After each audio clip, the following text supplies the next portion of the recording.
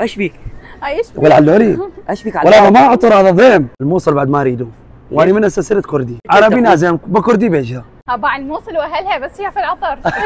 علوية يا عسل واليابا ايش بيك ذبحتي؟ خلي- ايش بيك خلي ذبحتي؟ أوديك جايب من مكان. الموصل للاربيل. يا اخي تعرفين رايحين الساعة؟ وين رايحين؟ رايحين على بصمة نور إيش ام العطورات. هاي بصمة بصمة نور يعني هاي العطورات باسمها بالخاص يعني خاصة وين؟ باسمها وين؟ موجود. انت تعال وياي وخليني نشوف لك الاماكن.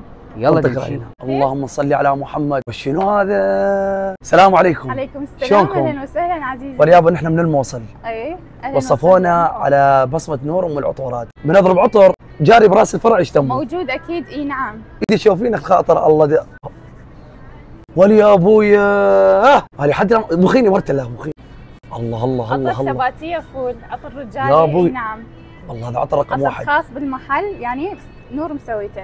اكو فري شغله اريد احكيها بس استحي احكي والله صراحه عندي موعد ويا وحده بس اريد عطر مضبوط. قالوا لي نور ام البصمه. من حتحطه يعني؟ الف رحمه على والديك اذا جيب لنا واحد الله اخي الخاطر الله يعطيني واحد جديد. هذا واحد جديد. اي والله. ايش قد هذا؟ ايش قد هذا؟ إيه؟ هذا 25. قفله 25 انا يعني سمعت قالوا اكو اللي يجي هديه من طرفك- ويا اللي هديه. يجي من طرفك طبعا 20. حلو يابا والله انت ما واكيد تقصرون. وياه هدايا وجوائز حلوه. المكان هسه حاليا وين انت؟ داون تاون. ايه ستاند بصمه نور. حلو